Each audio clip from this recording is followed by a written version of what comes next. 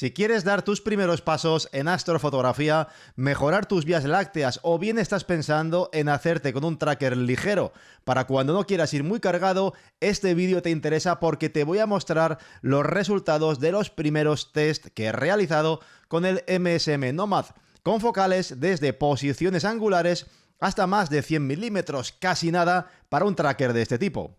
Además, en este vídeo vamos a repasar cómo trabajar de forma básica con el MSM Nomad y también los accesorios que considero indispensables en una primera compra. No obstante, ya os adelanto que en un par de días voy a mostraros cómo hacer una alineación polar de 3 maneras mediante aplicaciones móviles cuando no podemos ver la estrella polar o no podemos utilizar el láser, tanto de noche como incluso de día antes de que llegue el crepúsculo. Así que si no queréis perderos nada de todo esto, dadle ya mismo al botón de suscribirse y por supuesto no olvidéis revisar luego también los enlaces que os dejo en la descripción con otros tutoriales que igualmente os pueden venir genial para el revelado, por ejemplo, de vías lácteas. Como introducción vamos a decir que en este caso se trata de un tracker muy pequeño, cabe aquí en la palma de la mano, es muy ligero y completamente portable, así que no está pensado realmente para cargas excesivas ni focales muy largas. Yo personalmente intentaría no pasarme de 2 o 2,5 kilos a lo sumo y focales hasta unos 135 milímetros máximo. No obstante, todo esto va a depender siempre también de otros factores como la precisión de la alineación que hagamos, cómo coloquemos el equipo, cómo posicionemos el centro de gravedad, etc. Y en cualquier caso, si vuestra prioridad es utilizar focales bastante largas o bien equipos que sean muy pesados, entonces es cuando sí que deberíais pensar en otro tracker más avanzado. Y dicho todo esto, vamos al lío. Mi recomendación, sin duda, para una primera compra es hacerse con el pack del tracker más este puntero láser, que nos va a permitir hacer lo que es la alineación a través de la proyección del haz de luz en el cielo. Además, sin ningún lugar a dudas, también os recomiendo que igualmente adquiráis la cuña ecuatorial. No es que sea algo indispensable, pero os aseguro que facilita enormemente la alineación y como opciones adicionales, creo que la montura para teléfono también es muy interesante y de hecho, en el próximo vídeo vais a ver cómo hago una alineación utilizando este accesorio y también con aplicaciones móviles cuando no podemos utilizar, por diversos motivos, el láser. Finalmente también tenemos el Polar Scope, que lo tengo aquí, que nos permite tener una mayor precisión en la alineación para así poder conseguir tiempos de exposición más largos. Si bien creo que para un equipo como es el MSM, el uso para el cual lo vamos a utilizar, bueno, yo creo que realmente no es estrictamente necesario. Y si hay que descartar algo, yo personalmente prescindiría del Polar Scope. En cualquier caso, posiblemente también os haga un vídeo más adelante sobre este accesorio para conseguir una mejor alineación. Pues bien, vamos a imaginarnos que ya os habéis comprado el MSM Nomad con el puntero láser y también la cuña ecuatorial. ¿Cómo se monta todo esto? En primer lugar, tenemos que colocar el trípode y nivelarlo correctamente. Para ello podéis utilizar una base niveladora o bien el nivel que pueda tener en su caso el trípode en la base de unión de las 3 patas. En su defecto, podéis también ayudaros de un nivel como este que tengo en pantalla y que os dejo en un enlace en la descripción. Es muy preciso, no vale nada y os puede venir muy bien para muchas cosas. En todo caso, es importante que la nivelación la realicéis. Si podéis además prescindir de la base niveladora para evitar ir haciendo un efecto torreta cuando montemos todo, mucho mejor, ya que cuantas más cosas vayamos apilando, bueno, pues más posibilidades hay de que el trípode luego la estabilidad se vea comprometida y la cosa salga mal. A continuación tenemos que poner o bien la cuña ecuatorial o en su defecto otra rótula de bola que podamos tener por casa, pero muy importante que sea estable para que pueda sujetar todo correctamente, tracker y el equipo. Seguidamente montaremos encima el MSM Nomad haciéndolo a través de la propia placa Arca Swiss que ya incorpora en la base y procederemos a desenroscar una tuerca roja que hay en la parte trasera del tracker donde a su vez enroscaremos el puntero láser. Muy importante, como estáis viendo, el tracker hay que montarlo en esta posición, de tal forma que esté tumbado hacia el lado en el cual va el láser. De esa manera, el haz de luz mirará hacia el cielo y la montura quedará en la parte superior para que podamos montar luego el equipo. El siguiente paso es acoplar la rótula donde a su vez montaremos la cámara. Lo mejor es que pongamos una rótula que soporte bien la cámara, el objetivo que vayamos a utilizar, pero que tampoco sea excesivamente pesada para así pues evitar cargar innecesariamente el tracker. Si bien yo para las pruebas pues le he puesto una que precisamente ligera no es. Si vuestra intención es hacer luego panorámicas de todo el arco de la Vía Láctea, es recomendable que adquiráis la placa V. Del tema de panorámicas, si queréis, hablamos en otro vídeo futuro. Si es así, dejádmelo en los comentarios y me pongo manos a la obra. Y aquí viene la gran mejora del MSM Nomad respecto del modelo anterior, el MSM Rotator, que tenía para mí un gran problema de seguridad, haciendo que según montáramos el equipo, como no fuéramos muy cuidadosos, si se desequilibraba un poquito hacia un lado, el tracker pudiera ceder y caerse el equipo, como a mí ya me pasó de hecho, y de lo cual ya os hablé en un par de vídeos, el último hace poco, que os lo dejo arriba en la tarjetita.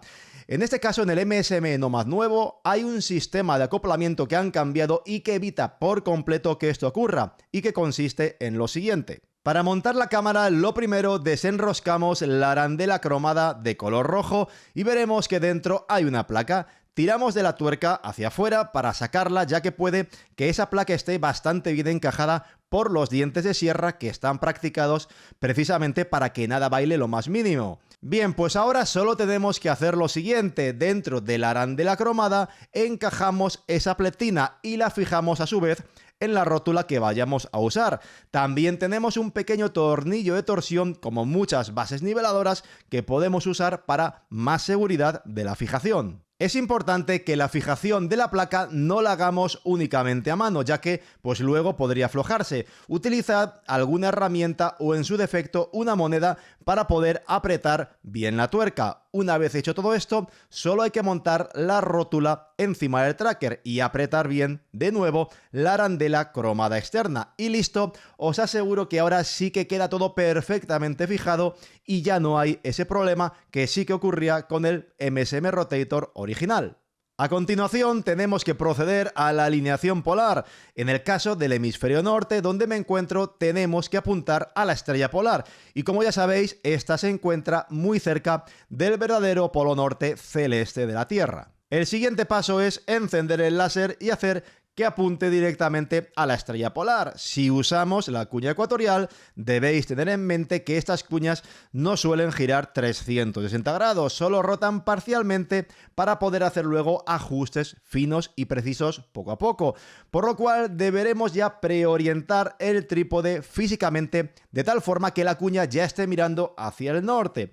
Como la estrella polar, si es de noche, pues ya la tendréis a la vista, tan fácil como colocarlo en la dirección correcta en la cual el haz de luz mire hacia la polar. En el caso de que tengáis un trípode con alguna base rotatoria, como es mi caso, en vez de girar el trípode, podéis girar esa base para orientar la cuña ecuatorial y listo. Todo esto, no obstante, os lo voy a ampliar un poco en el próximo vídeo en el que veremos cómo hacer la prealineación polar incluso de día. Aclarado esto, ahora con la cuña ecuatorial tenemos que ir en la búsqueda de la polar. Esto es común para cualquier cuña ecuatorial que adquiráis, ya que todas, al fin y al cabo, suelen funcionar de forma análoga. Para rotar a la izquierda o derecha solo tendréis que jugar con los mandos laterales. Se trata de aflojar un poquito un extremo para luego poder compensar con el otro apretando según nos interese ir hacia un lado o hacia el otro. Es sin más un ajuste de esas dos manetas que, como veréis, es muy preciso. Además, tenemos la rosca para controlar la latitud, es decir, la elevación, y con ella podemos ir subiendo o bajando la cuña. Como veis, de esta forma es muy fácil, muy fácil hacer la alineación a la polar, ya que poco a poco vamos subiendo o bajando y girando de forma precisa. Además de que la cuña, como veremos en el próximo vídeo, también tiene otras ventajas para alineaciones de día o cuando no podemos ver la polar o no podemos usar el láser. No obstante, si no tenéis la cuña ecuatorial, pues evidentemente podéis utilizar cualquier rótula de bola que tengáis por casa. Simplemente que la operación pues es un poquito más pesada, más complicada o menos precisa de esa manera. Llegados a este punto, con la alineación polar hecha y la rótula montada, turno de encender el tracker. No tiene pérdida. Si estáis en el hemisferio norte, colocáis el conmutador a la derecha y en el hemisferio sur, pues lo ponéis a la izquierda y ya está. Solo queda colocar la cámara con cuidado encima de la rótula. Por supuesto, nunca, pero nunca moveremos lo que está por debajo, ya que perderíamos la alineación. Únicamente debemos tocar la rótula superior en la cual montamos la cámara para poder buscar el encuadre deseado. Lógicamente, este sistema no es adecuado, está claro, para panorámicas amplias, donde queramos hacer contrapicados de todo el arco de la Vía Láctea. Aquí es cuando entraría en juego la placa V opcional, para poder ponerla entre medias del tracker y la rótula, y así aportar una superficie plana sobre la cual montar la rótula que sujeta la cámara. Y bueno, esto, como os digo, si lo creéis necesario y os interesa, os lo amplío en otro vídeo. Y una vez explicado el funcionamiento básico, vamos con unas muestras para que comprobemos hasta dónde podemos estrujar este pequeñín con diferentes focales.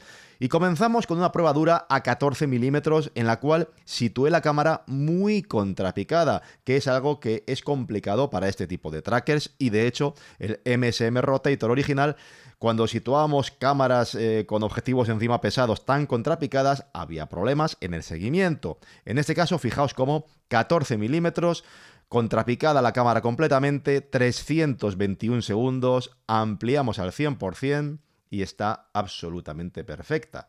Son más de 5 minutos al 100% y observad cómo está perfecta todo lo que es el seguimiento en las esquinas.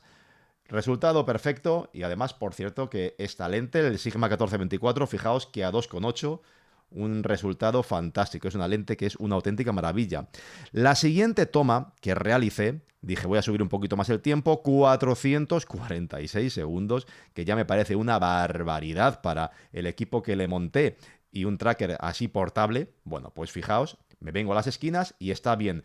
Si alguien se fija en que las estrellas tienen un poquito de lo que es esa forma que ya no es tan redonda, sino que ya adquiere esa forma ya más alargada, eso se debe realmente al astigmatismo de la lente. De hecho, si nos venimos a la muestra que hice antes, esta fotografía está sin traquear a 13 segundos, con el 14 milímetros tiene más ruido, evidentemente, porque no es una fotografía traqueada. Y fijaos cómo en las esquinas, bueno, pues tenemos esa elongación de las estrellas, esa aberración que es el astigmatismo, ¿vale? Que es la que tenemos aquí, pero el seguimiento realmente es bueno a 446 segundos, incluso con la cámara y el 14 milímetros completamente contrapicada. Y ahora continuamos con las muestras del Sigma 28 milímetros, focal ya más cerrada y una lente todavía más pesada porque supera el kilo de peso, es muy pesada esa lente, es una maravilla, pero ligera precisamente no es. Vamos a ampliar al 100% en estas muestras que realicé en esa salida, donde también capturé parte del vídeo que vais a ver en un par de días de la alineación, y fijaos, 252 segundos... y está absolutamente perfecta la muestra. Un resultado me parece muy bueno, más de 4 minutos con un 28 milímetros así de pesado. Muy buen resultado. Sin embargo, yo esto lo hubiese dado por válido realmente. Hice luego otra muestra a 304 segundos en la cual ya sí que noté un poquito que las estrellas empezaban a estirarse un poquito. Aquí ya estábamos un poquito en el límite, aunque tengo estrellas puntuales. Aquí ya parecía que empezaba a superar el tiempo. Y yo lo hubiera dado por válido perfectamente porque me parece que una muestra como esta ya es increíblemente buena. Pero ya antes había hecho también otras pruebas desde mi casa, en las cuales había superado ese tiempo de exposición. Fijaos, en estas muestras, en las cuales hay menos estrellas, porque es desde la terraza de mi casa, aquí de hecho se ven algunas antenas que están movidas de los edificios de enfrente, pero yo ya había conseguido, fijaos, 304 segundos con el 28 milímetros. Una auténtica locura. 304 segundos. Fijaos cómo está perfecta. Hay menos estrellas, pero creo que se ve bien al 100%, que el seguimiento es correcto. Pero es que superé ese tiempo incluso. Aquí yo ya diría que está el límite 100%. 410 segundos. Fijaos de nuevo, me voy a las esquinas. 410 segundos. y está el seguimiento perfecto. A partir de aquí ya son tiempos ya creo que demasiado elevados para intentar llevar más allá un tracker así pequeñito, con un equipo tan pesado encima, más de 2 kilos puestos. Pero bueno, para que veáis cómo es importante que seamos lo más precisos posible en la alineación, porque en este caso, fijaos cómo a 304 segundos ya estaba en el límite, pero podemos llegar más allá si hacemos una alineación mejor. Y saltamos ya a las muestras con el 85 milímetros, palabras mayores para un tracker ligero. Ampliamos al 100% y aquí notamos trazas a 192 segundos. Es algo que en principio podría no extrañarnos porque es una focal bastante larga y mucho tiempo de exposición. Pero yo recordaba que había hecho tiempos mejores ya en la terraza de mi casa. Es cuando me di cuenta luego de que en estas muestras que os decía del 28, pues no había alineado tan precisamente como debería. Así que volví a realinear, haciendo de nuevo hincapié en que hay que agacharse para intentar buscar lo que es la mejor proyección del haz de luz y verlo desde su misma perspectiva.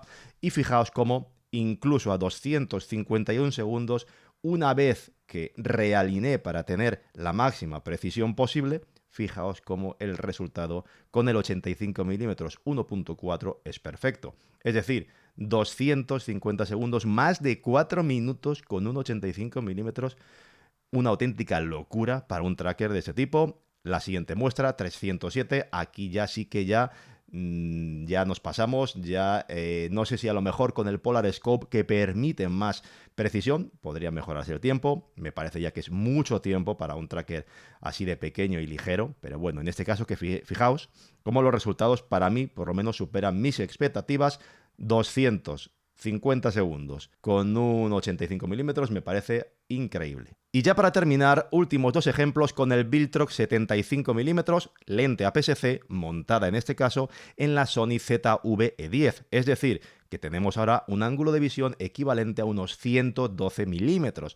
Aquí obtuve, con la máxima precisión que fui capaz con el láser desde la terraza de mi casa, 100 segundos, podría decir que están bien.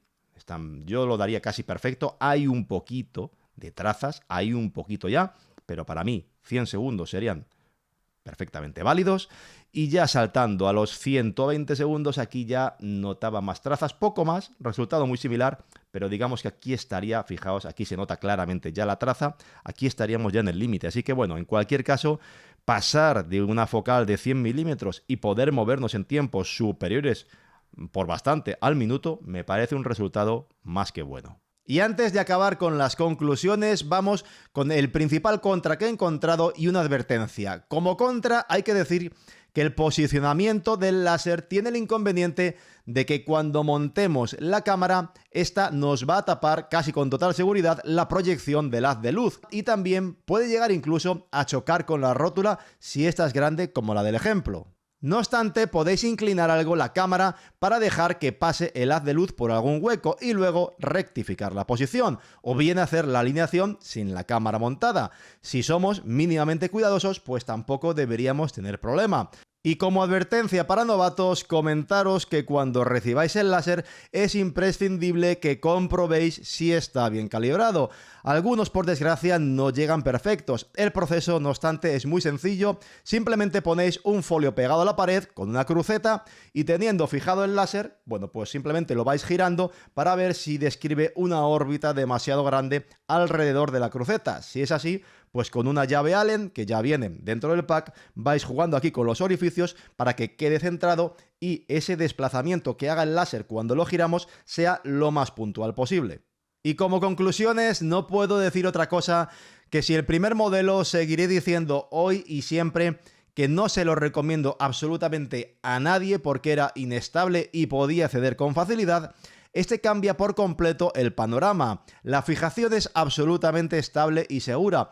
He forzado posiciones a ver si algo se podía soltar montando una rótula pesada como la Leofoto LH40, la Sony Alpha 7C y un 1424 y no ha habido problema. Los tiempos de exposición, de hecho, también me han parecido más que excelentes para un tracker de este tipo, incluyendo tomas muy contrapicadas, que es algo en lo cual el modelo anterior fallaba cuando hacíamos tomas bastante contrapicadas. En fin, he llegado a conseguir tiempos de exposición, como habéis visto, de casi 300 segundos con el 85 milímetros, lo cual me parece una auténtica locura. En fin, que creo que no se le puede pedir más a un tracker que cabe, como veis, en la palma de la mano, que es muy pequeño, ligero, así que por unos $210, que es el precio al cual se suele conseguir habitualmente, pues debo decir que si queréis iniciaros en este tipo de fotografía, dar un paso adelante con vuestras vías lácteas o utilizar focales hasta unos 85 o 100 milímetros de forma muy sencilla, o bien, si solo buscáis un tracker B para esos momentos en los cuales necesitáis la máxima ligereza y portabilidad, pues he de decir que me parece una opción fantástica y que si finalmente os decidís a comprarlo, os agradeceré que uséis el enlace que os dejo en la descripción, que es un enlace de afiliado con el cual además estaréis colaborando conmigo. También tengo un código de descuento del 5%, pero si hubiera cualquier otro superior, pues lógicamente meted ese otro código, y de hecho si yo me entero de cualquiera del tipo 10%, os lo dejaré también siempre actualizado en la descripción del vídeo. Y nada más, solo recordaros que en un par de días sacaré el tutorial de cómo hacer el alineamiento a la polar de 3 formas diferentes con un teléfono móvil, y esto os va a valer para cualquier tracker, y que si queréis que haga un vídeo actualizado sobre panorámicas con el MSM Nomad, pues solo tenéis que decírmelo, me lo dejáis en los comentarios y me pongo manos a la obra. Y por supuesto, no olvidéis suscribiros, que este tipo de vídeos llevan, bueno, una barbaridad de trabajo. No podéis haceros a la idea de la cantidad de horas que hay detrás de vídeos de este tipo. Así que, si os ha gustado, ya sabéis, un fuerte like, suscribíos, activad la campanita y nos vemos muy pronto. Muchas gracias, cuidaos mucho y hasta la próxima.